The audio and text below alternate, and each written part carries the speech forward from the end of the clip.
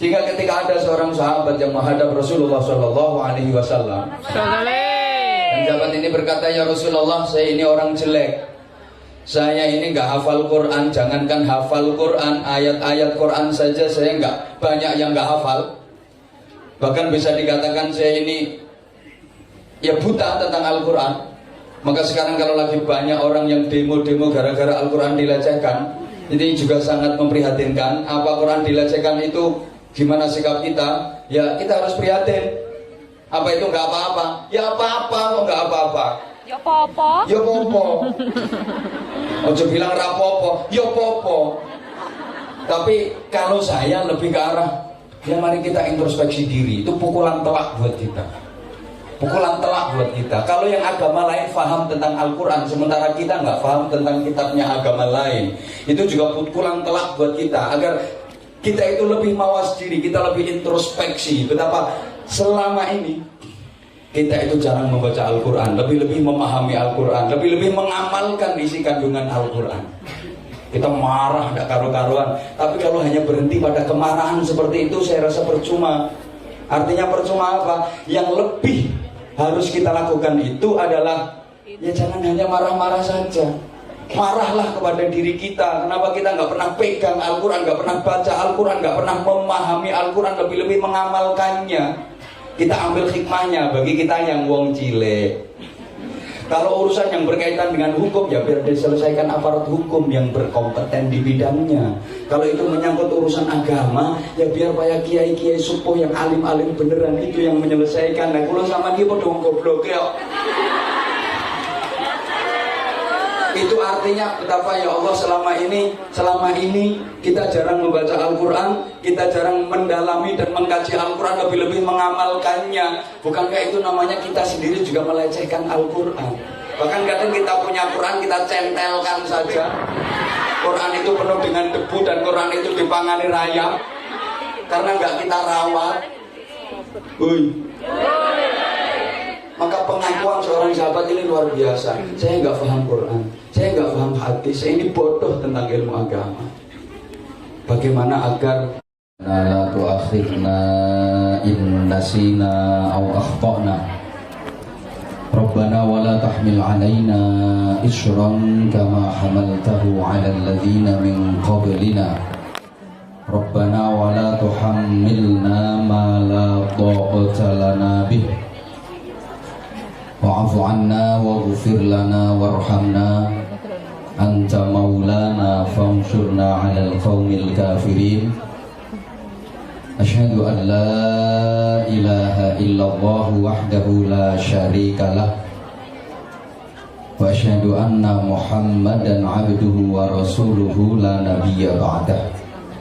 Allahumma shalli wa sallim wa barik ala man fihi uswatun hasanah, Sayyidina wa maulana Muhammadin sahibi syafa'ah wa ala alihi wa ashabihi wa tabi'in wa man tabi'ahum bi ihsanin ila yaumil qiyamah. Subhanaka la ilma lana illa ma 'allamtana innaka antal alimul hakim. Rabbi shrah li sadri wa yassir li amri wahlul 'uqdatam min lisani yafqahu qawli waj'al li waziran min ahli. Rabbana atina fid dunya hasanah wa fil akhirati hasanah wa qina adzabannar wa adkhilnal jannata ma'al abrar bi rahmatika wa fadlika ya azizu ya ghaffar ya halimu ya sattar ya rabbal alamin. Amma ba'du. Akhwat fillah, para jamaah yang dimuliakan Allah, patut kiranya kita bersyukur dengan syukur yang dalam, dengan syukur yang sungguh-sungguh, sehingga Allah Subhanahu wa ta'ala pasti akan menambah kepada kita dengan nikmat yang lebih banyak, lebih baik dan lebih barokah. Untuk yang kesekian kalinya Allah mempertemukan kita di majelis yang mulia, dan alhamdulillah untuk tahun ini saya ditakdirkan Allah agak sering bersilaturahim kepada jamaah di Hong Kong. bukan karena satu kebetulan, tapi karena memang dibetulkan oleh Allah. Sampai-sampai banyak yang protes dari negara-negara lain. Kawan-kawan kita warga Indonesia yang tinggal di luar negeri banyak yang protes, ada apa dengan Hong Kong? Kok akhir-akhir ini Anwar Zahid sering banget ke Hong Kong? Apa karena seorang makhluk yang bernama Nuris? Banyak kali permintaan dari negara-negara lain, teman-teman kita yang nggak dapat ACC. Ini mungkin perlu saya jelaskan, atau lebih tepatnya konfirmasi sekaligus klarifikasi. Terlebih banyak pula kenapa kalau di Indonesia, khususnya di Jawa, indenya sampai 3 tahun. Bahkan banyak dari teman-teman yang kerja di Hong Kong juga ingin bikin acara di keluarganya, di kampungnya, di Indonesia, itu pesen sampai nangis-nangis. Emang jadwalnya sudah nggak ada. Loh, kenapa kalau ke Hong Kong nggak cepet? Ayo. Mesti ada yang GR. Karena cewek Hong Kong cantik-cantik. Secantik apapun cewek Hong Kong dibanding aku, yang nggak level lah.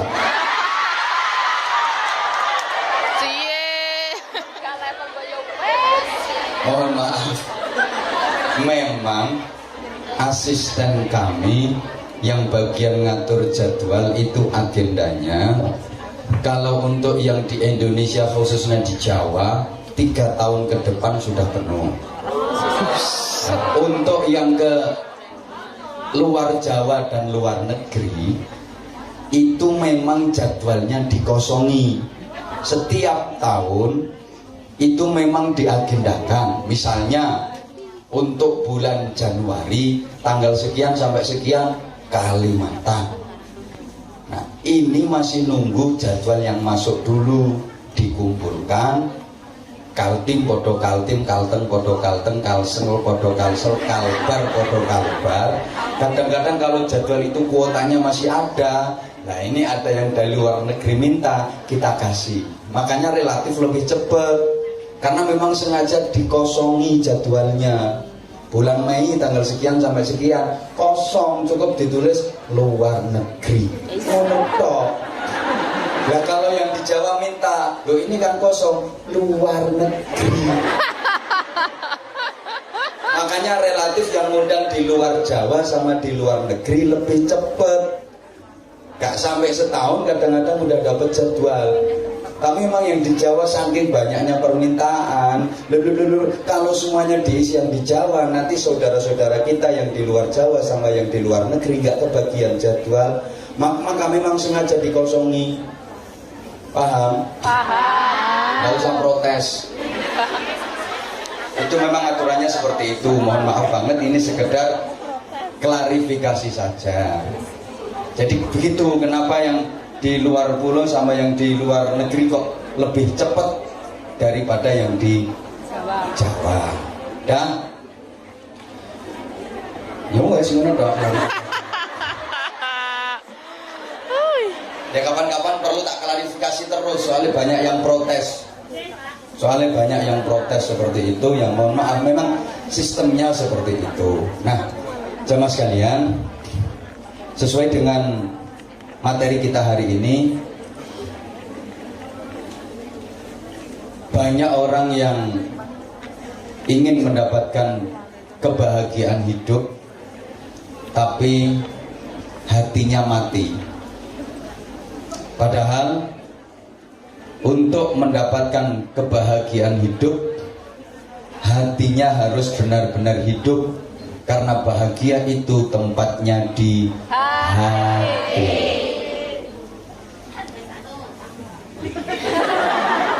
Maksudnya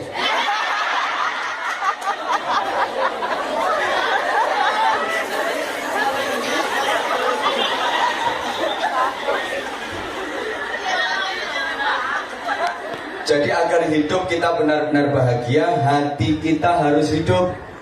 Nah, kalau dalam bahasa saya, hati nurani harus dihidupkan. Nurani ini hati yang paling dalam. Sebenarnya ini berasal dari bahasa Arab nur aini. Nur itu cahaya, aini itu mata hati. Cahaya mata hati. Nur aini di Indonesia kan jadi nurani, tapi jadi cara Jawa nurani. Itu nanti malah meniduri artinya.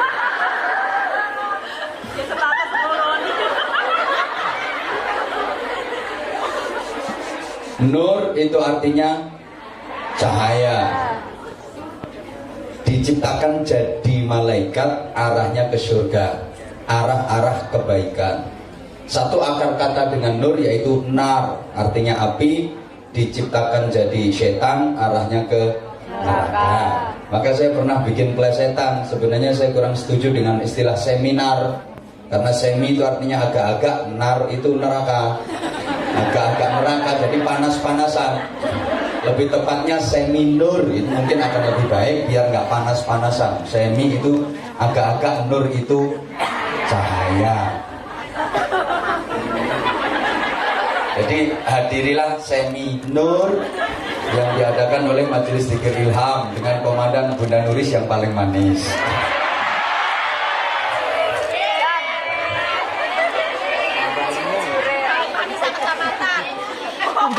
Kenapa hati harus dihidupkan? Karena agama tempatnya di hati, bahagia tempatnya di hati, hidup manusia juga tergantung suasana hati. Dan memang hati itu nggak bisa dibohongi. Hati itu jujur.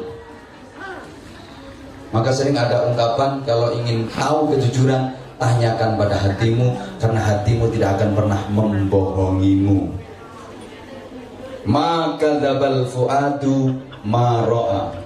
Apa yang dikatakan oleh hati, apa yang disaksikan dan dilihat oleh hati, itu nggak akan pernah bohong. Yang menika boten saged celak saking batosipun piyambak. Kata hati nggak akan pernah bisa dibohongi. Sehingga ketika ada seorang sahabat yang menghadap Rasulullah Shallallahu Alaihi Wasallam, dan sahabat ini berkata, ya Rasulullah, saya ini orang jelek. Saya ini nggak hafal Quran, jangankan hafal Quran, ayat-ayat Quran saja saya nggak banyak yang nggak hafal. Bahkan bisa dikatakan saya ini ya buta tentang Al-Quran. Maka sekarang kalau lagi banyak orang yang demo-demo gara-gara Al-Quran dilecehkan, ini juga sangat memprihatinkan. Apa Quran dilecehkan itu gimana sikap kita? Ya kita harus prihatin. Apa itu nggak apa-apa? Ya apa-apa kok nggak apa-apa. Ya popo. Ya popo. Ojo bilang rapopo. Ya popo. Tapi kalau saya lebih ke arah, ya mari kita introspeksi diri. Itu pukulan telak buat kita. Pukulan telak buat kita. Kalau yang agama lain paham tentang Al-Quran, sementara kita nggak paham tentang kitabnya agama lain, itu juga pukulan telak buat kita. Agar kita itu lebih mawas diri, kita lebih introspeksi. Betapa selama ini kita itu jarang membaca Al-Quran, lebih-lebih memahami Al-Quran, lebih-lebih mengamalkan isi kandungan Al-Quran. Kita marah, tidak karu-karuan. Tapi kalau hanya berhenti pada kemarahan seperti itu, saya rasa percuma. Artinya percuma apa? Yang lebih harus kita lakukan itu adalah, ya jangan hanya marah-marah saja. Marahlah kepada diri kita. Kenapa kita nggak pernah pegang Al-Quran, nggak pernah baca Al-Quran, nggak pernah memahami Al-Quran, lebih-lebih mengamalkannya. Kita ambil hikmahnya bagi kita yang wong cilik. Kalau urusan yang berkaitan dengan hukum, ya biar diselesaikan aparat hukum yang berkompeten di bidangnya. Kalau itu menyangkut urusan agama, ya biar para kiai-kiai supuh yang alim-alim beneran itu yang menyelesaikan. Nah, kalau sama dia padha goblok ya. Itu artinya betapa ya Allah selama ini kita jarang membaca Al-Quran, kita jarang mendalami dan mengkaji Al-Quran, lebih-lebih mengamalkannya. Bukankah itu namanya kita sendiri juga melecehkan Al-Quran? Bahkan kadang kita punya Quran, kita centelkan saja. Quran itu penuh dengan debu dan Quran itu dipangani rayap karena nggak kita rawat. Maka pengakuan seorang sahabat ini luar biasa. Saya nggak paham Quran, saya nggak paham hadis, saya ini bodoh tentang ilmu agama. bagaimana agar hidup saya selalu diridhai Allah dan berada pada jalan yang benar. Rasulullah kemudian memberikan satu wasiat yang luar biasa. Istafti qalbak, istafti qalbak, istafti qalbak. Kamu minta fatwa pada hatimu. Kamu minta fatwa pada hatimu. Tanyakan pada hatimu.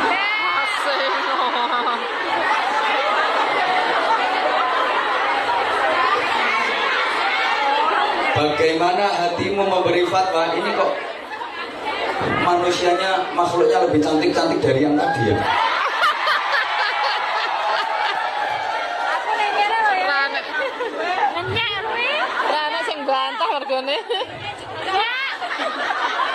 Ada juga yang tetap sih.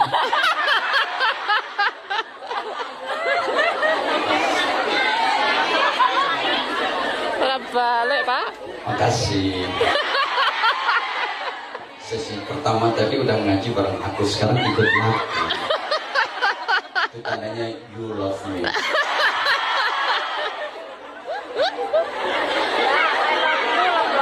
Makasih. Bagaimana hatimu menasihati, bagaimana hatimu memberi fatwa, aku malah semakin gak seneng. Kenapa? Karena itu tipuan. Aku menjadi semakin mencorong karena semprong. Makasih. Iya. Ulap saya neng ini. Ini kok komennya Putih. malah putih, malah ganteng, kalau disemprong lampu. Udah karo raimu. Lah kameranya pakai kamera yang beautiful.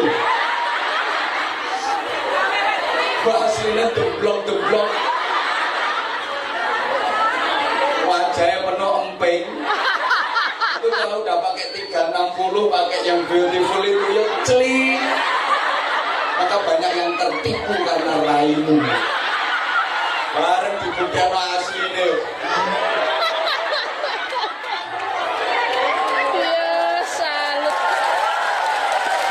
Itulah dunia itu hanya tipuan.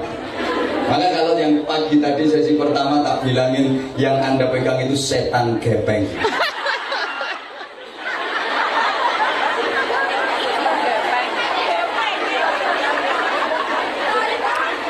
Apa kata hatimu, ikuti, pasti kamu akan jadi baik. Apa kata hatimu, ikuti, pasti kamu akan benar. Karena hati nggak pernah bisa dibohongi. Sesuatu itu kalau baik, hati pasti mengatakan baik. Gak mungkin hati mengatakan salah. Gak mungkin hati mengatakan jelek. Sesuatu itu kalau benar, hati setiap manusia siapapun dia, baik dia orang soleh maupun orang salah, baik dia orang benar maupun orang keblinger, baik yang terpelajar maupun yang kurang ajar, baik dia yang beradab maupun yang biadab.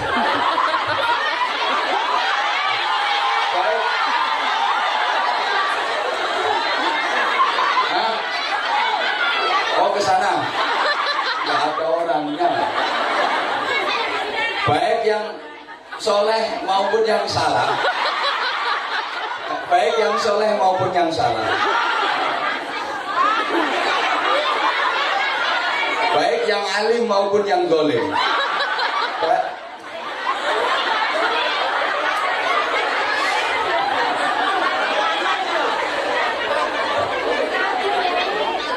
Ya.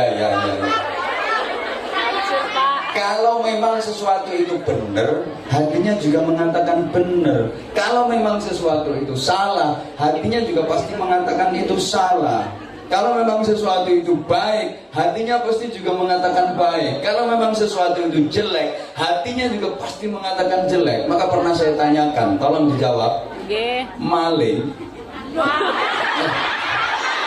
Malingnya di sana. Tahu tangan gerakan itu ini. Coba maling. Guys kene. Maling. Juga enak.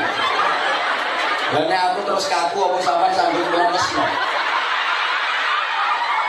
Ya terserah aku lah gerakan-gerakanku sendiri.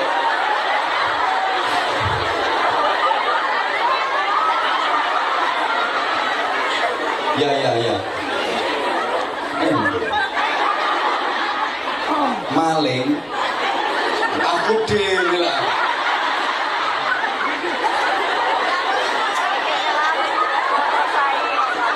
Ya wes, maling yang di penjara itu dia ngerti atau enggak kalau yang dilakukan salah? Ngerti.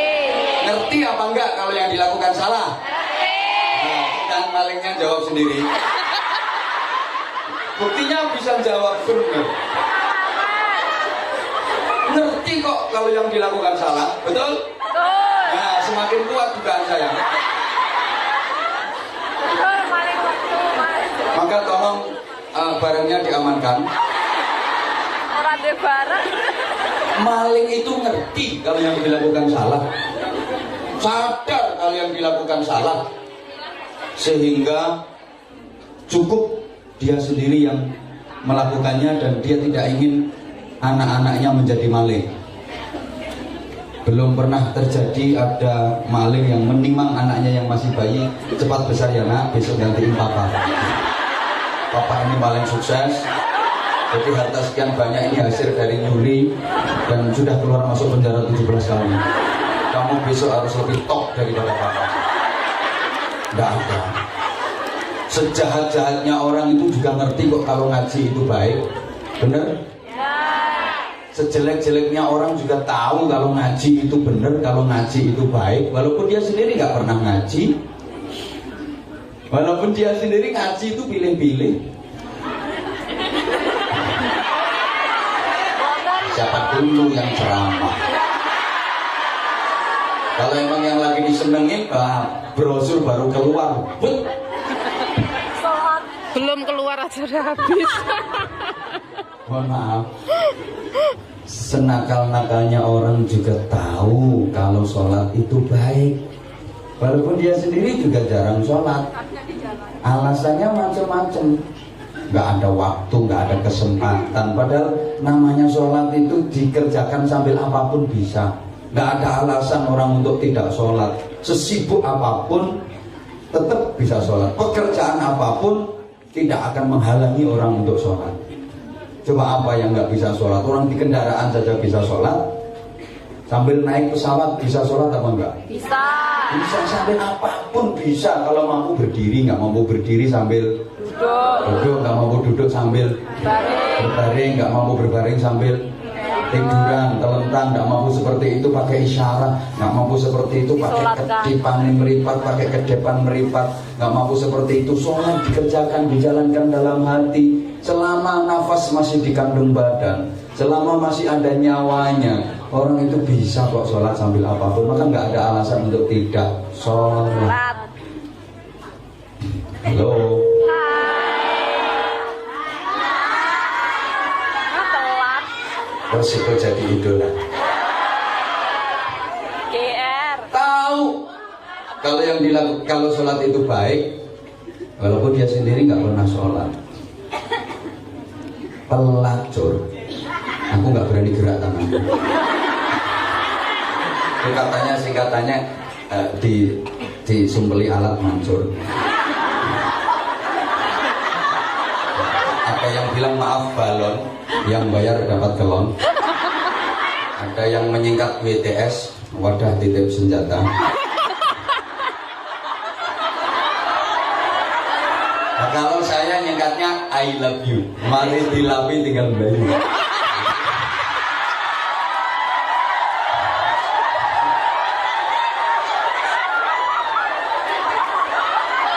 Orang Jawa mengatakan sundel, nafsune kendel. Itu enggak dia yang ngerti aku. Dia ngerti atau enggak kalau yang dilakukan jelek? Ngerti. Enggak berani jawab kan? Justru yang enggak jawab itu mencurigakan. Dia ngerti apa enggak kalau yang dilakukan jelek? Ngerti. Ngaku. Maka tidak ada, mohon maaf, pelacur yang ingin anaknya melacur. Gak ada pelacur kok ngomongin anaknya perempuan. Duh, dirimu nanti harus bisa lebih laris daripada ini.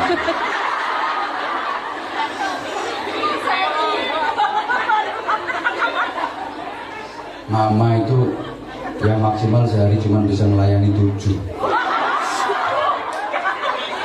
Kamu nanti harus 70 ya. Saya jadi teringat, mohon maaf, saya kalau di rumah itu di samping melayani ceramah juga departemen persuhuan. Ya ada aja orang yang minta suhu. Katanya yang dinamakan ustadz itu kan man lahu suhuun. Ya, bisa nyowok, bu mandi, bu ndak kan urusan dulu. Terus satu ketika pernah mohon maaf, ya perempuan nakal datang ke rumah, maca itu menor. Aku tuh udah mikir, ini kok agak aneh. Duduk aja dia, pokoknya kerepotan mau tawa. Begitu aku datang terus tak debing, wih, salah tingkah dia. Aku yang salah tingkah. Sembarangan. Kamu kok tahu? Ya jujur aja, emang dia cantik sih ya. Oh ya, siap. Ya, kamu kan jabat perempuan lah ya. Siap. Dilanjut. Lanjut. Dia cantik. Tak liatin itu sambil tersipu-sipu.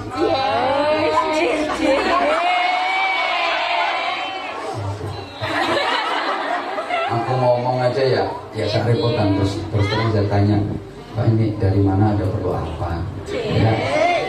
Bu, aku ini serius. Cantik, emang cantik. Kalau di sini kira-kira gambarannya kayak yang mana?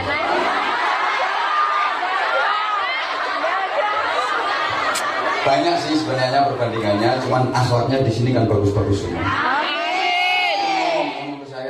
Ngomong ke saya, ya mohon maaf, saya ini bukan wanita baik-baik. Rasanya hati, wes seru. Dari tampilannya aja kan sudah ketara. Dari tampilannya aja udah bisa ketara. Bau parfumnya itu jelas menyengat terus. Masya Allah, lipstiknya kayak omongan ayam mentah. Terus dia itu berdaknya entah lapis berapa, pakai blush on, pakai eyeshadow. Alisnya kayak setangnya sepeda motor. Pakai bulu mata palsu yang anti badai, hidup itu loh. Jadi kalau dipakai kedap ini kayak kepenting gini. Tapi jujur dia cantik. Jujur dia cantik. Kalau dia tuh ngomong, ya mohon maaf saya ini bukan wanita baik-baik, saya ini perempuan nakal. Aku diem kaget.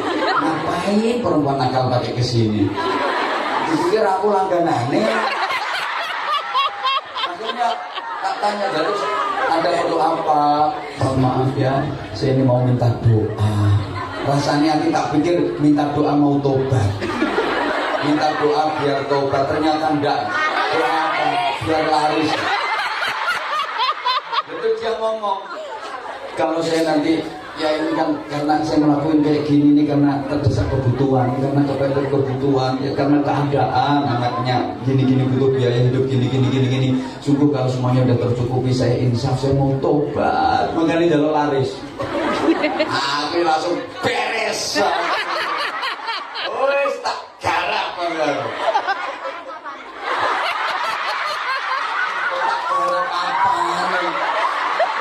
Doakan. Anggapku tak garap wong iki. Ya Allah wala persepsinya lo terus ngomong. Beres. Garap enggak. Oke, ya umumnya kalau ustaz-ustaz itu kan wah kurang ajar loh. Kalau aku bikin kamu tak dongaknya laris, berarti aku ikut kerja sama dalam rangka melariskan kamu. Aku lah melu nanggung dosa, gak mau bilang. Aku malah seneng. Tak dongakno sak laris. Begitu subhanallah, nggak sampai setengah bulan dia datang nangis. Nangis. Aku yang kaget tuh, kenapa kok nangis? Apa gak mandi tuh aku? Gak mau. Ya karena itu saya kesini, saya nangis. Ya kenapa apa nggak mandi? Pelarisan. Saya sengklek. Itu rasanya habis sekali. Kayak gitu udah sekarang saya tobat, saya nggak sanggup, sengklek. Taruhan, mesti saya tobat. Ya Allah, astagfirullah. Sampai yuk, Salut. jadi cerita itu sih.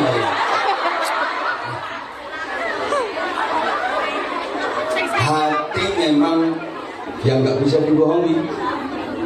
Hati memang nggak bisa dibohongi, sehingga kebahagiaan itu tempatnya di hati.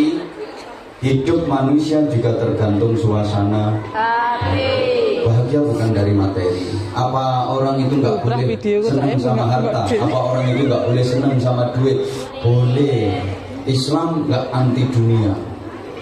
Islam nggak anti duit. Jujur saja, siapa sih yang nggak senang sama duit? Semua orang kalau sama duit ya senang.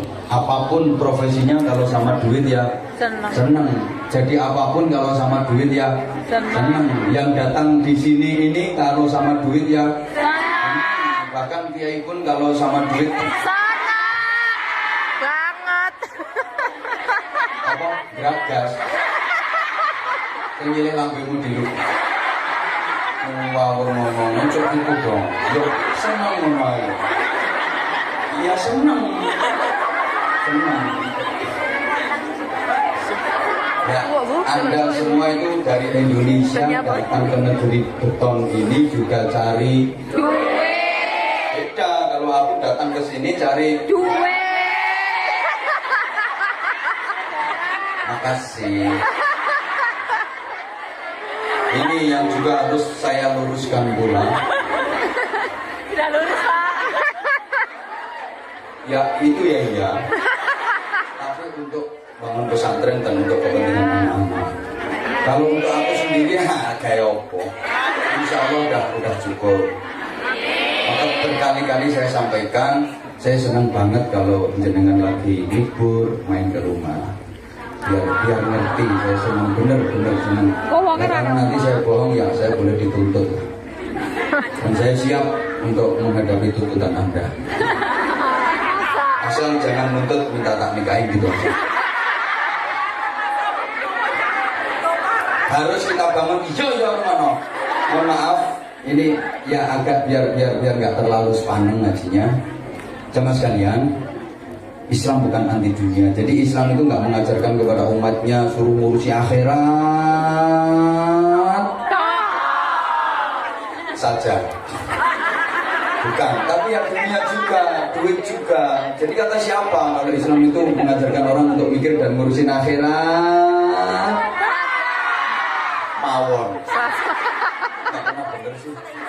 Bukan, tapi juga dunia. Asal dunia itu tidak menjadi target dan tujuan utama. Karena dunia hanya merupakan wasilah, hanya merupakan lantaran kalau bahasa Jawanya untuk menggapai kebahagiaan hakiki yang di akhirat. Pernah saya sampaikan, halo. Hai. Ibu di home? Yes. Masih hidup? Masih. Tolong perhatiin aku. Hidup di dunia ini ibarat orang yang berlayar di lautan, ya mesti bisa berlayar ke pasar. Ini kalau bantah kok ini. Bantang gitu. Anggon ngarep dhewe bantah. Yang bertujuan untuk mencapai pantai harapan. Ya. Agak asik. Bisa ngasih nasib bala nih. Hidup di dunia ini ibarat orang yang berlayar di lautan yang bertujuan untuk mencapai pantai harapan. Dan kabeh. Orang berlayar di lautan agar bisa sampai ke pantai harapan memang butuh air. Dan kalau nggak butuh air, kalau nggak ada air ya mati. Butuh air untuk minum, untuk masak. Agar pelayaran yang ditempuh itu berhasil dan bisa mencapai pantai harapan, memang butuh air untuk masak, untuk minum. Tapi jangan karena membutuhkan air lantas perahunya dipenuhi dengan air, ya malah nggak akan sampai ke pantai harapan. Kalau perahu dipenuhi dengan air, yang terjadi perahunya tenggelam, kelelep. Sama, orang hidup di dunia ini butuh duit, butuh harta sebagai bekal untuk menempuh perjalanan panjang mencapai pantai harapan, surga yang penuh dengan kenikmatan. Tapi jangan karena butuh harta, jangan karena butuh duit lantas hidupnya dipenuhi dengan harta, hidupnya dipenuhi dengan duit. Nggak akan pernah bisa sampai ke surga pantai harapan itu, karena hidupmu akan kelelep. Kurukan duit ya akan tenggelam dalam kesesatan dunia. Makanya urip nih aja mek ya emang kita jenengan datang ke sini ya untuk itu. Tapi jangan sampai duit itu menyesatkan jenengan. Gara-gara duit ditarik infak cuma ngisin $5, tapi beli lipstik sampai $600.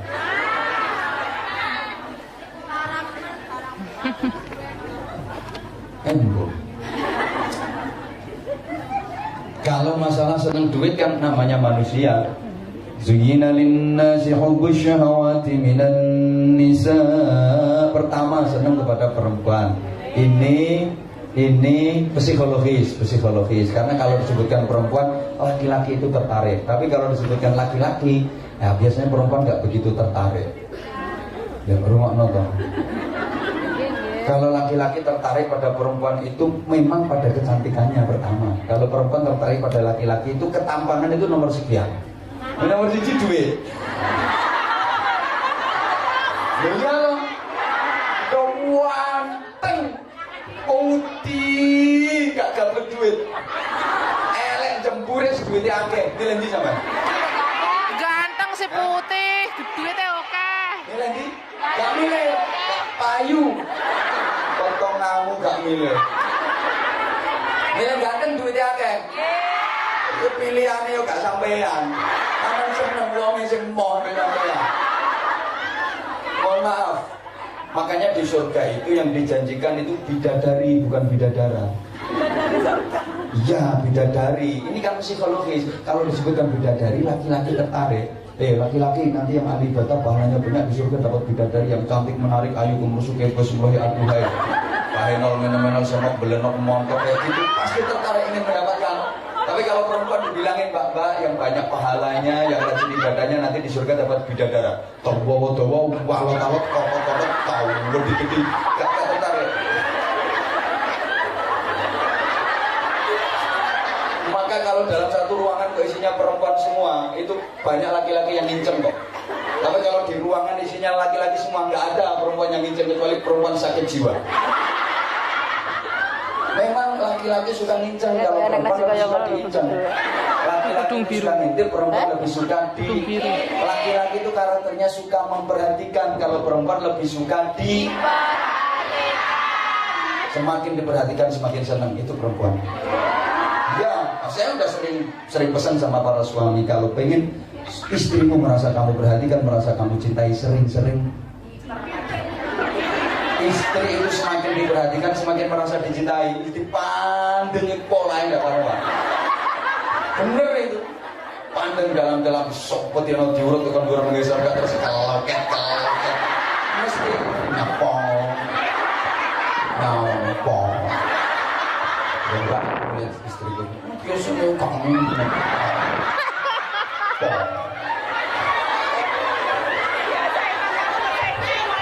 ya memang seperti itu. Karena suka diperhatikan, maka suka menarik perhatian. Sehingga aksesoris pakaian itu banyak laki-laki apa banyak perempuan? Perempuan, aksesorisnya luar biasa. Kadang pakai broserola so. Dari atas sampai ke bawah panjang terus semuanya. Pakai kerudung itu nggak cukup 1 lapis, nggak cukup, minimal 4. paling dalam itu ikat set gitu, terus kudung pendek, terus agak tanggung, yang luar itu yang lebar panjang 4. Itu pun perempuan satu punya jilbab itu kadang sampai 60. Betul. Keluar rumah 3 kali ya ganti kerudung 3 kali, keluar 5 kali ganti kerudungnya 5 kali. Itu perempuan. Coba laki-laki kopiah itu 17 tahun nggak ganti. Ya kayak gitu. Bahkan ini yang di belakang saya satunya nggak pakai kopiah kan nggak punya.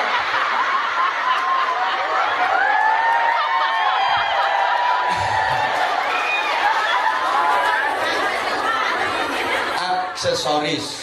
Maka mohon maaf, perempuan suka menarik perhatian. Kenapa banyak aksesoris? Karena perempuan dilahirkan dalam keadaan kekurangan, maka perlu tambahan. Nah, kalau laki-laki kan dilahirkan dalam keadaan kelebihan, maka perlu dikurangi malah. Ya, perempuan dilahirkan dalam keadaan kekurangan, maka begitu lahir procot terus ditambahi bandu, ditambahi kalung, ditambahi gelang, ditambahi cincin, ditambahi pakaian macam-macam karena kekurangan. Nah, kalau laki-laki dilahirkan kelebihan, makanya dikurangi, dipotong, disunat. Ini hikmahnya. Kekurangan perempuan ditutup kelebihan laki-laki. Di antara hikmahnya seperti itu, ya mohon maaf aja, karena perempuan suka diperhatikan sehingga suka bercermin. Ingin membuat perempuan itu stres, sehari ojo dipethukno karo kaca pengilon. 1 hari saja perempuan itu nggak ketemu sama cermin, stres.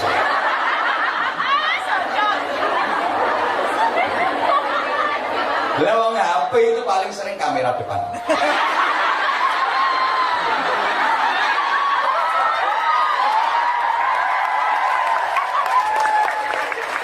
Coba sehari saja nggak bercermin, mesti stres. Maka kalau kita masuk ke satu kamar, kita nggak tahu kita masuk ke satu kamar kok di situ banyak cermin, itu tandanya kamar cowok apa cewek? Cewek. Coba kamarnya ini paling pecahan spion. Jadi itu pun ada kecelakaan dideketin, bukan mau nolong, jumputi pecahan spion. Cuma sayangnya perempuan zaman sekarang lebih suka diperhatikan laki-laki lain daripada suaminya sendiri. Lebih suka menarik perhatian laki-laki lain daripada menarik perhatian suaminya sendiri. Buktinya, ya kalau mau keluar ketemu sama orang suami, make upnya nggak cukup 1 jam. Kadang lebih, pakaian yang paling bagus, parfum yang paling mahal, semprot kabel. Aku harus tampil secantik mungkin. Padahal cuma mau ketemu Anwar Zahid. Sementara kalau lagi di rumah kadang-kadang ya Allah sama suaminya daster 10 hari nggak ganti, dipakai digantung, pakai lagi, gantung lagi, pakai lagi, gantung lagi, 10 hari nggak ganti. Penitinya itu 16, bolong-bolong di tangan coro. Ya Allah. Wal banin, yang kedua senang kepada anak. Ya, anak itu bisa anak kandung, bisa anak asuh, bisa anak didik, bisa anak buah, dan yang paling disukai ini anakan duit. Sehingga banyak yang jadi rentenir. Gimana nggak usah kerja, duitnya mana?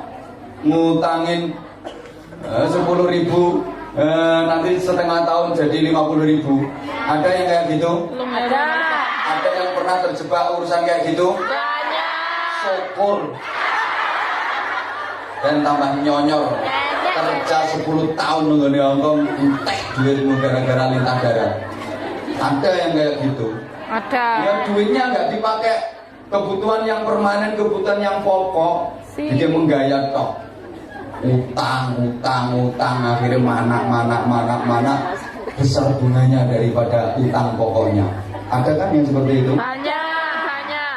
Terus no. Nenek. Nyenyek. Ya Allah. Wal qanatiril muqantarah minal dhahabi wal fiddah, perhiasan dunia, emas, perak, duit dan seterusnya, wal khairil musawwamah, kendaraan kalau sekarang, wal an'am wal haras, ternak, tanaman. Lah apa mencintai semua itu enggak diperbolehkan? Boleh selama dengan satu kesadaran, dzalika mata'ul hayatid dunya, semua itu hanyalah perhiasan kehidupan dunia yang kontemporer, yang hanya titipan dan tipuan belaka. Harus disadari seperti itu, maka jangan pernah terpedaya. Semua tadi diperbolehkan, kalau wallahu indahu husnul ma'ab, tujuan akhirnya adalah untuk menggapai ridha Allah Subhanahu wa ta'ala. Untuk menjadi orang yang baik itu enggak mudah, karena ada tantangan-tantangan, dan di antara tantangan itu dari para setan. Setan. Sorry deh. Setannya tersinggung. Setan itu Setannya tersinggung. selamanya gimana ya ngomongnya? Jangan sensitif. Kayaknya ratunya ada di sebelah sini deh. Selamanya nggak akan pernah ridho, nggak akan pernah rela kalau manusia itu menjadi baik, mendapatkan ridha Allah dan masuk surga. Setan akan selalu berupaya agar manusia itu tidak sida ke surga. Gak sido itu. Gak sido bahasa Indonesianya apa? Gak jadi kok ora dadi. Ora jadi itu gak jadi lah kalau orang sido. Tidak sida. Ya wis pokok intinya gitu. Upah setan selalu menggagalkan. Manusia jangan sampai masuk surga, manusia jangan sampai diridhai Allah. Caranya setan itu macam-macam. Berbagai cara ditemu, dan setan itu pantang menyerah, setan itu pantang putus asa. Halo. Hai. Sesuai. Katanya setengah 4 harus sudah selesai. Iya, tolong diperhatikan sebentar. Bagaimana tentang setan? Ini. Gengger aja. Paling tidak setan menggoda manusia itu dalam 3 kesempatan. Kesempatan pertama sebelum beramal. Sebelum manusia beramal itu udah dikendon-kendoni nama setan agar nggak jadi beramal. Saya manut sampean. Mau ngaji kayak gini tadi sama ini dikendoni kalau setan, nggak usah ngaji, ngapain? Libur cuman sehari pakai ngaji, mending jalan-jalan, mending sana loh ke lapangan. Karet. Mending sana lo jalan-jalan ke mall, mending sana lo ngapain pakai ngaji dengerin Anwar Zaid ngoceh. Itu malah gitu. Dikendoni. Tapi beda kalau ustaz sama setan dibisiki malah suruh berangkat. Ngaji oleh duit ngono.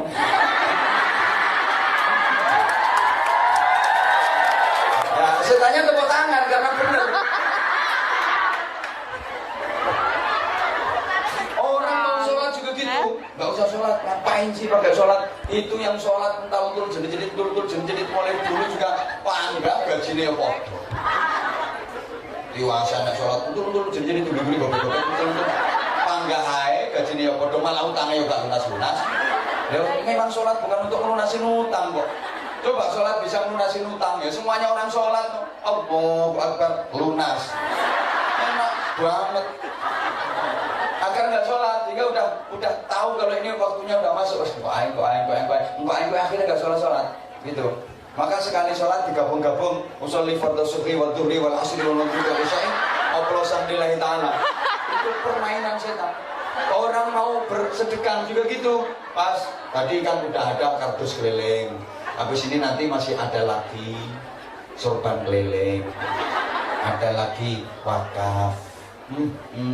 Emang gajimu berapa? Kok udah beli tiket? Ada kardus, ada sorban. Setan ini ngendon-ngendoni sampean. Makanya saya kita perangannya setan. Alhamdulillah setan ini kerosok. Jadi mohon maaf ya, perjuangan yang jenengan ini Masya Allah, saya yakinnya nggak mudah loh berjuang seperti jenengan kerja kayak gitu, mosek WC nyewoi wong lumpuh nggih macane yo Masya Allah, dapat gaji segitu loh, terus pengen ngaji, ngeluarin duit untuk infak, untuk yatim, untuk pesantren. Demi Allah ini pahalanya luar biasa. ada cari duit kayak gitu loh susah. Sampai kadang-kadang kebutuhan sampean sendiri kan dikalahkan loh.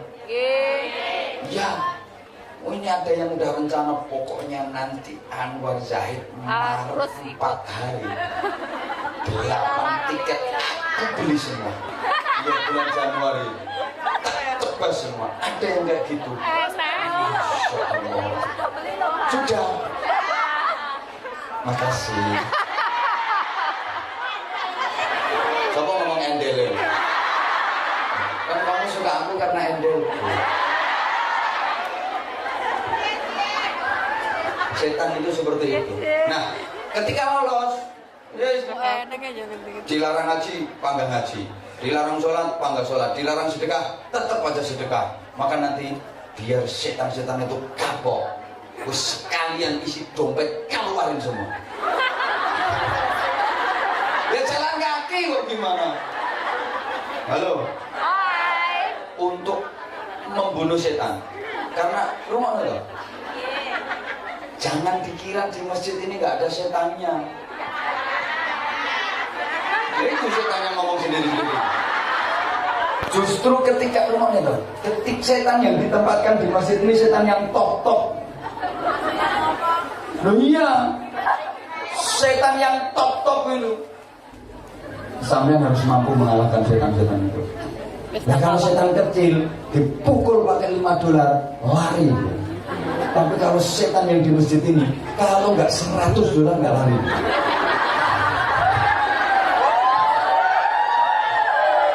Diomongin bener. Siapa ngomong setannya lagi nerangin?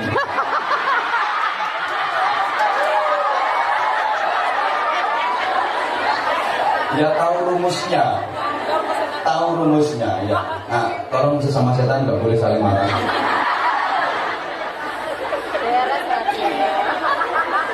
Orang dilarang sholat kok masih tetap sholat, ya ini diganggu sholatnya biar nggak khusyuk. Maka meskipun kadang sholat itu hati kita sudah berusaha diupayakan usolli.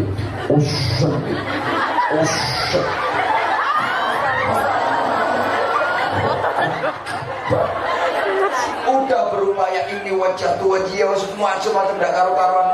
Ya Allah, lagi nambah gaji di telepon. Wah, Allah. Ngerti ngorasi tutup tanah. Allah, dengan kami bercinta. Istilahnya luar biasa. Allah, Akbar kunci mau tak bernyanyi. Allah, Akbar kira majikanku ngamuk-ngamuk. Allah, Akbar. Ini permainan setan. Jadi selama sholat bisa mikir kronologi hilangnya kunci. Bahkan kadang-kadang ya sorry aja. Alhamdulillah. Tek tenan di waktu kira. Akhirnya ya takut pindahnya hilang, sholatnya dicepetin. Langsung lari nilailah tenang. Ini permainan setan sehingga ini pernah saya sampaikan belum ya? Orang sholat itu dilarang menahan makan dan minum. Artinya kalau dihadapkan pada pilihan waktu sholat sudah masuk, makanan sudah siap. Ini jangan sholat dulu baru makan, tapi makan dulu baru sholat. Agar ketika sholat nggak mikir makan, kan udah makan. Nah kalau sholat dulu baru makan, pasti dalam sholat itu terlintas departemen perbadokan tadi. Apalagi wah ini kalau nggak tak seperti ini jelas celah adem ini, celah adem ini. Gak enak aku panganannya. Akhirnya sholatnya nggak bisa khusyuk, nah karu-karuan. Tidak boleh menahan makan minum. Kalau dihadapkan pada pilihan makan minum dulu atau sholat dulu, makan dulu baru sholat. Jangan sholat dulu baru makan. Aturannya seperti itu. Cuman makan jangan kenyang-kenyang. Nanti kalau makannya kekenyangan, ya sholatnya jelas nggak bisa khusyuk. Yang kedua, tidak boleh menahan, mohon maaf, dua lubang yang di bawah itu, baik lubang depan maupun lubang yang belakang. Yang mana ya, pokoknya lubang yang di depan dan yang di belakang itu nggak boleh ditahan, tidak boleh diempet. Yang mana sih ya, ya pokoknya itu. Ketika sholat dilarang menahan dua itu. Apa itu? Ya itu dua lubang yang di bawah, baik yang depan maupun yang belakang. Jujur saya tahu tempatnya tapi nggak tahu namanya. Artinya begini, yang bunyi ini saya Nggak boleh menahan kencing yang pertama, nggak boleh menahan kencing. Sorry, jenengan habis wudhu mau sholat kok kudu pipis, udah dijosnya, joskan saja. Nggak usah ditahan. Lagian menahan pipis itu nggak baik, nggak baik, nggak baik, nggak bagus untuk kesehatan, itu nggak bagus. Kalau bagi laki-laki biasa ya, terus ada prostat, ada batu ginjal macam-macam, kencing batu macam-macam, itu gara-gara sering menahan pipis, nggak bagus. Bagi perempuan juga sama, nggak bagus. Kalau anda habis wudhu mau sholat, mohon maaf, kok kebelet, apa bahasa Indonesia-nya itu yang? Buyok. Ya kebelet. Masuk kebelet. Bahasa Indonesia ini kebelet ya, Pak? Ya orang lagi di toilet, dan keluar, cepat, saya sudah kebelet, nggak bisa diempat. Cepet aku harus kebelet, gak iso diempat, gak iso di Indonesia kan ya. Cepat, saya sudah kebelet, nggak bisa diempat.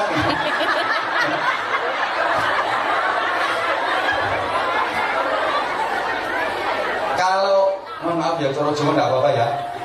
Habis wudhu mau sholat, sementara kita kudu pipis, ini jangan ditahan. Udah habis dijos noai.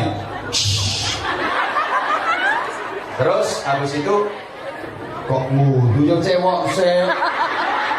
Terus habis pipis langsung wudhu. Kami yang bersih wudhu lagi. Wudhu airnya nggak beli aja loh. Mau bajunya nggak tuku. Wah tempat wudhunya kan jauh. Sejauh mana sih tempat wudhunya? Sayang kan kita udah wudhu, akhirnya terus diempet malah nggak bagus itu. Tentu sholatnya nggak bisa khusyuk karena sambil nahan kencing. Iya kenapa? Tentu nggak bagus. Termasuk mohon maaf menahan kentut. Habis wudhu mau sholat, kudu kentut, wes nanti dot. Ya tentu bunyi kentut itu sesuai volume dan ukuran bokong. Kalau bokongnya tipis ya pip. Bokongnya sedingan ya tok. Nah kalau bokong kantri. Ya. Gue kok beda-beda. Tahu aku volumenya itu kok beda-beda. Pokoknya mohon maaf kalau habis wudhu kudu pipis, wes dijosno, kudu ngentut diprotno ae. Dan terus wudhu lagi. Kenapa sih? Wudhu itu juga menambah pahala, juga menambah kesehatan. Pokoknya apik lah, pokoknya apik. Jangan ditahan-tahan. Soalnya mustahil wudhu akhirnya ditahan-tahan. Mau kudu ngentut ditahan. Melakui kalau ngincuk-ngincuk. Tapi gak apik, apalagi sholatnya nanti at-tahiyyat. Selamat sholat kentut gitu. Ya kalau daya tahannya gak kuat, malah klaksonnya panjang. Maka jangan ditahan. Yang berikutnya wes. Setan menggoda manusia. Ya Allah kok gini ya. Setan menggoda manusia itu kesempatan yang ketiga setelah manusia selesai beramal. Tadi waktu beramal pun masih digoda sama setan. Anda dilarang bersedekah sama setan. Gak usah sedekah, gajimu berapa, bayaranmu lo berapa, kok sedekah terus-terusan. Gak usah. Ternyata lolos, tetap aja sedekah. Ini digoda sama setan. Oh gak usah yang besar lah, dikeluarin yang kecil aja. Dikeluarin yang kecil aja. Ngapain 500 ini? 500 dikasihkan. 500 setan ini sekarang berkeliaran, bisi telinga sampean. Ngapain kamu ikut-ikut wakaf? Ngapain?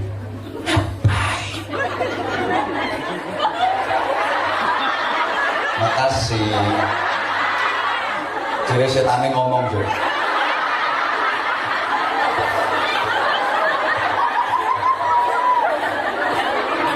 So tak seleksi ya, sing ngapain melu pengajian gitu, tak seleksi. Tapi tak titeni, tak pokoknya nyatet itu jadinya sopo, sing padahal dia pakai jilbab itu karena mau masuk ke sini. Biasanya nggak pernah. Halo. Ini mohon maaf, setannya sedang berkeliaran mencuci otak jenengan semua. Biar tercuci otaknya. Ngapain pakai infak? Wes. Ojo. Itu 500 mau dikasihkan ojo. 5. Setan ini gayanya kayak gitu. Makan nanti yang infaknya sedikit itu berarti kalah sama Setan. setannya protes.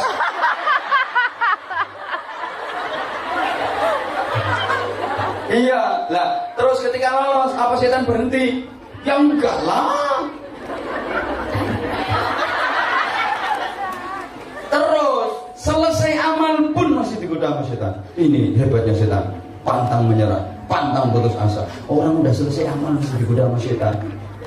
Ngaji kayak gini digoda, ya biar nggak dengerin aku, nggak dengerin kata-kata aku, biar melototin wajah aku. Digoda kalau setan. Biar nggak ngrungokke, biar nggak dengerin. Nah, selesai ngaji tetap digoda karo setan, biar yang disampaikan lupa semua. Hilang kabeh, hilang karo setan. Status Pak betul lali. Bukan didelok ning status sing penting fotone. Ngaji bareng kang saya. Itu pamerno nang sepo. Itu pamerno kan bangga. Aku duduk di baris ketiga. Deket banget sama beliau. Sapal aku status ini.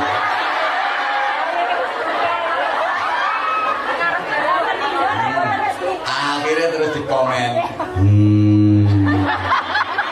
Misalnya komennya WK. Misalnya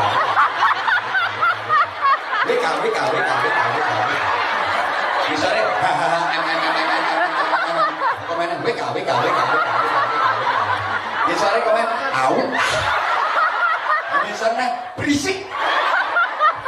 Ini Bunda Nuris berisik.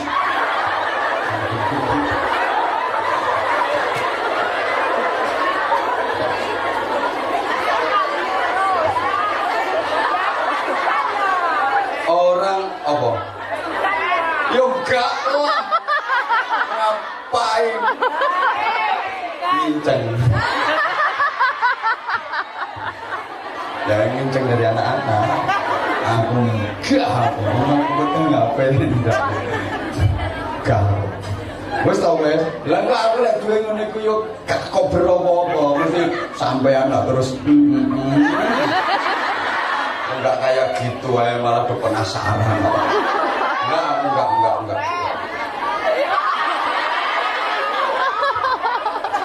Selesai beramal itu masih tetap digoda sama setan. Masya Allah setan itu luar biasa. Maka biar nggak kalah sama setan, sama-sama kita sholawat. Sholatullah, salamullah ala toha rasulillah. Sholatullah, salamullah. Ayo bro, panitia, tawassalna bismillah wa bilhadi rasulillah Wa kulli mujahidin fillah. bi ahlil badri ya Allah. Lagi sholatullah salamullah ala toha rasulillah. Sholatullah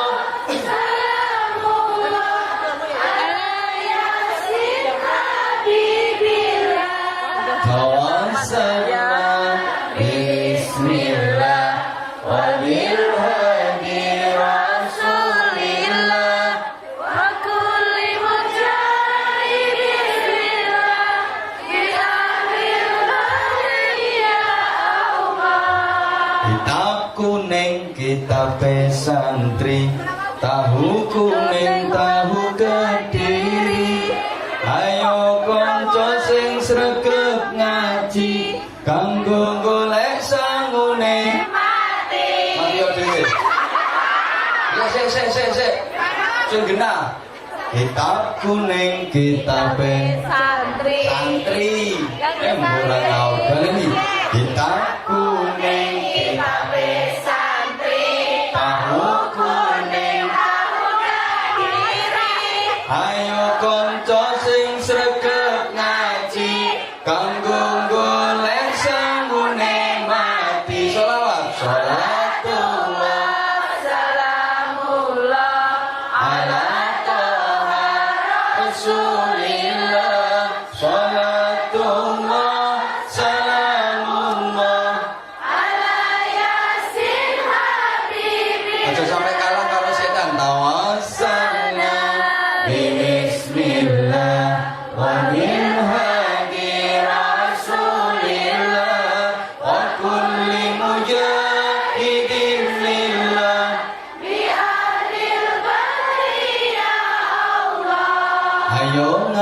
ngaji bareng aku, atine seneng karo guyon.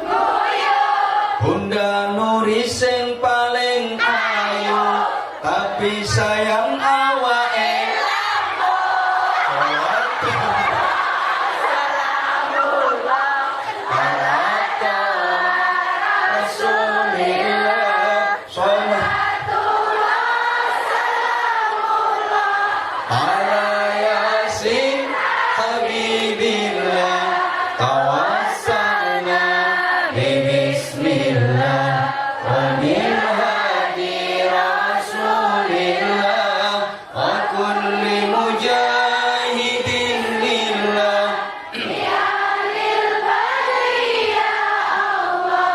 Wanita sebagai putri, rasanya ya, istri yang lo tak tahu lagi.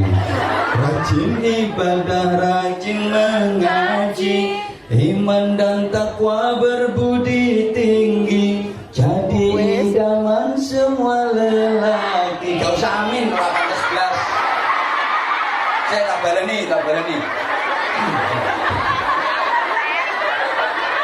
Wanita sebagai putri, rajin ibadah, rajin mengaji, iman dan takwa berbudi tinggi, jadi idaman semua. Salamullah ala Rasulillah, salatullah salamullah Habibillah. Wanita sebagai istri pada suami selalu berbakti. Sama yang mana? Red.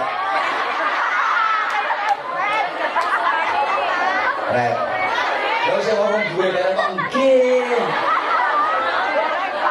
Selalu mengharap ridho ilahi. Kalian nih, apa tuh keliru, berarti aku seuang gitu malaikat. Orang kamu salah, ngaku salah, lali ngaku lali, keliru ngaku keliru, ngapain sih?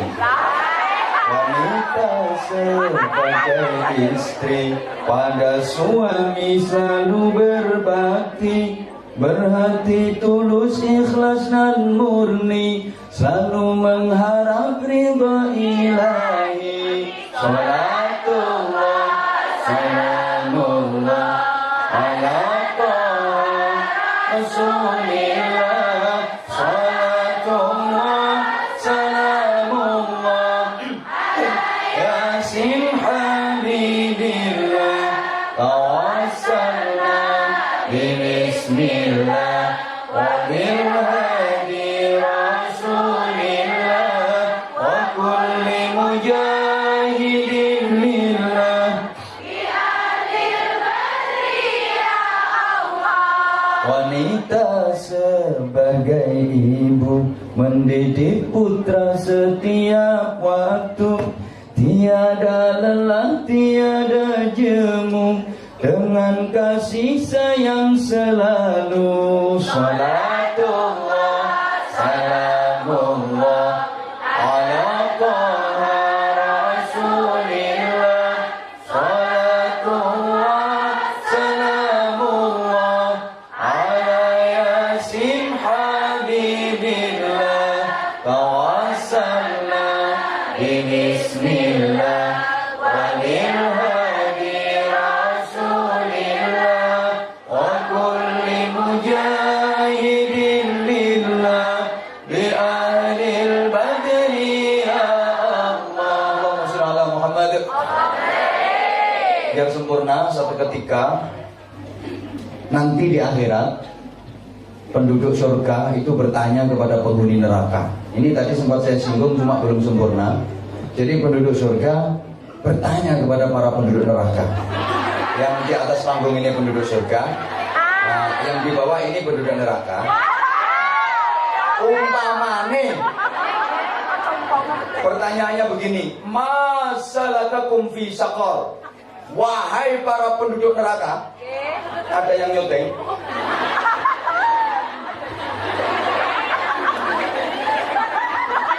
Ini yang nanya penduduk surga. Iya, yang ditanya penduduk neraka. Andaikan ini contoh ini. Apa yang menyebabkan kalian masuk neraka sekal? Maka penduduk neraka itu menjawab, qalu lam naku minal musallin wa lam naku nut'imul miskin wa kunna nakhudu ma'al khaidin wa kunna nukadzibu biyaumiddin hatta atana al-yaqin. Para penduduk neraka menjawab, kalau selama Allah sering diucapkan, gak akan pernah masuk neraka. Menurut ya, sing sergap lah ngomong Allah. Tadi yang pagi tak suruh pijit-pijitan sambil Allah, tapi luar biasa sampai meluntir nggak kalian. Maka saya punya rencana orang-orang yang berseteru di negara Indonesia itu tak kumpulkan semua, tak suruh pijit-pijitan. Mesti jadinya rukun damai, orang gegeran terus itu. Oke, Allahumma sholli ala Muhammad. Yang menyebabkan mereka masuk neraka itu diantaranya 4 hal. Yang pertama, qalu lam naku minal musallin. Mereka mengatakan karena kami tidak termasuk golongan orang-orang yang mendirikan sholat. Yang kedua, walam naku nut'imul miskin. Karena kami tidak peduli kepada orang-orang miskin, tidak mau berbagi kepada orang-orang miskin. Kami bakhil.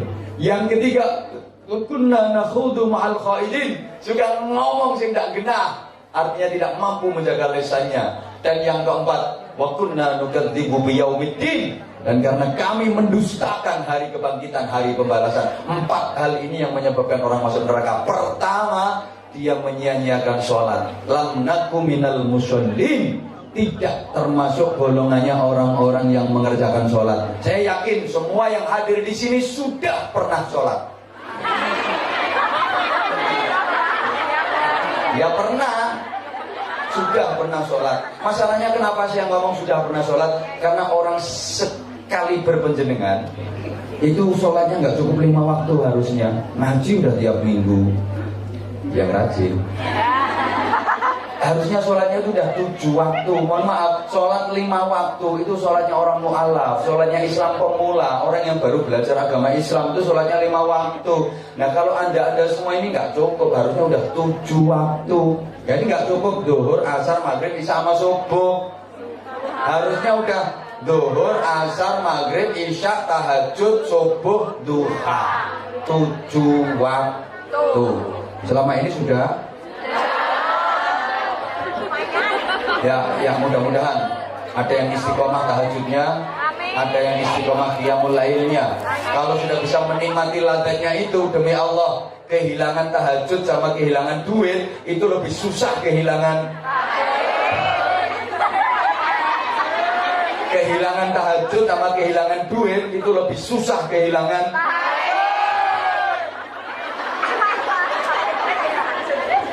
Ya Allah. Orang Jawa pernah tahu tahajud, pernah tahu kehilangan.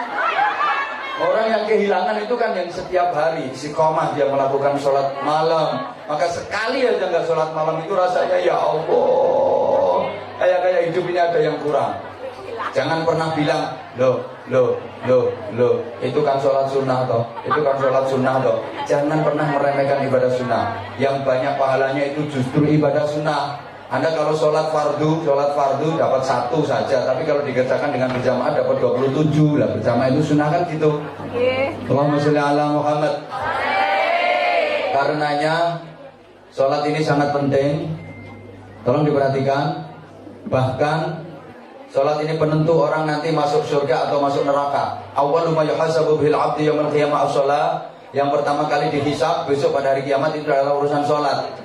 Fa'in wujidat tamatan qubilat min wasari'u amali. Ketika sholatnya sempurna benar, maka seluruh amalnya diterima dan dia dinyatakan lolos. Sholatnya bagus, amal yang lain bagus, lolos langsung ke surga.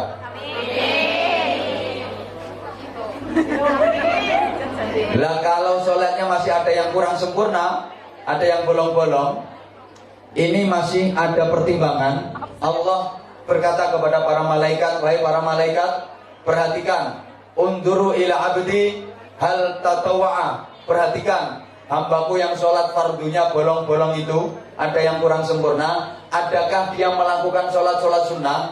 Kalau memang ada, tutup kekurangan sholat fardu itu dengan sholat-sholat sunnahnya. Maka jangan pernah meremehkan. Mari kita pelihara sholat kita, kita jaga sholat kita dengan baik. Urusan sholat jangan sembarangan. Ojo sembrono gitu.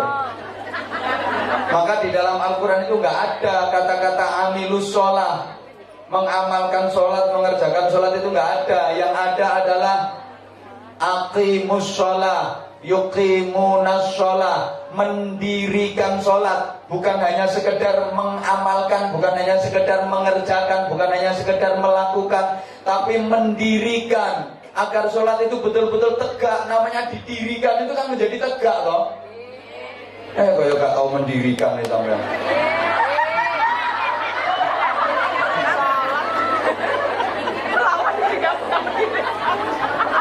Biar tegak. Kalau itu sembunyi-sembunyi. Kalau di ayat lain hafidhu, jaga sholat itu. Ya Allah.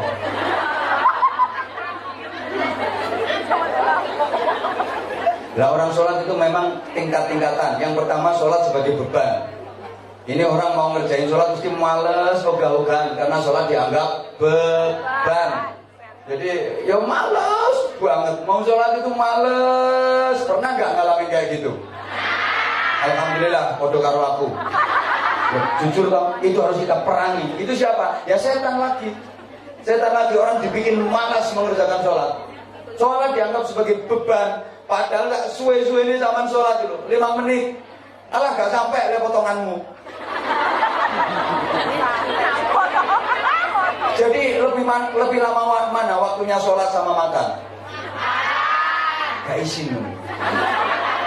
Sholat cuma 2 menit, makan dulu sampai apa maneh makan sing nganggo meja muter. Ya Allah, ngenteni 2 jam. Mana tok ini 2 jam, sholat 2 menit, gak izin. Woi, taruhlah misalnya sholat Anda itu 5 menit. Kalau sehari semalam 5 kali berarti cuma 25 menit. Padahal sehari semalam itu 24 jam, 1 jamnya 60 menit. 60 kali 24 itu sama dengan 1440 menit. Nah, sholatnya cuma 25 menit, berarti yang 1415 menit ngapain? Pegang HP? Ya Allah, coba. Masya Allah. Ya kayak gitu. Yang kedua, sholat sebagai kewajiban. Hanya sekedar menggugurkan kewajiban. Masuk waktu sholat biasanya mulai gak seneng karena merasa punya kewajiban. Tapi tetap sholat. Timbangannya orang sholat. Jadi timbangannya orang sholat merek timbangan. Timbangannya orang. Jadi buku catatan amal malaikat ditulis sholat timbangan. Yang ketiga, sholat sebagai kebutuhan. Kalau butuh ya sholat, kalau nggak butuh ya nggak sholat. Kalau lagi butuh Allah, sholat. Kalau lagi nggak butuh Allah, nggak sholat. Ini orang kurang ajar ini namanya. Sholat sebagai kebutuhan. Yang keempat ini yang benar. Sholat itu sebuah kenikmatan. Maka orang-orang sholih itu istiqomah sholat malam. Halo. Hai. Apalagi Rasulullah. Karena memang sholat itu perjumpaan dengan Allah. Tidak ada yang lebih nikmat melebihi berjumpa dengan Allah Subhanahu wa taala. Fatirus samawati wal ardh. Sedangkan mohon maaf ya, kita berjumpa sama kepala daerah, berjumpa sama bupati, ayo seneng, bangga. Ketemu presiden, bangga. Waduh, oh zaman berjumpa karo aku iso ngono. Jangan sok bilang GR nyatanya iya. Gak usah munafik lah, kalau suka bilang suka. Umpama aku ki status mesti kabeh wis nge-like mesti. mesti jempol, jempol, jempol, jempol, jempol. WK, WK, WK, WK.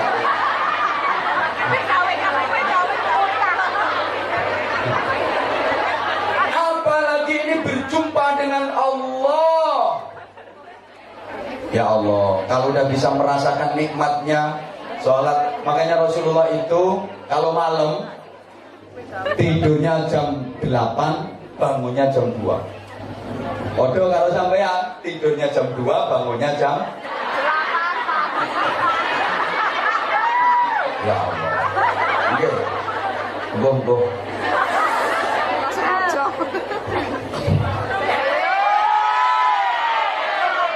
Ini kan udah setengah 4, nanti waktunya nggak nutup. Dampaknya luar biasa sholat itu. Satu, tanha anil fahsya'i wal munkar. Kalau sholat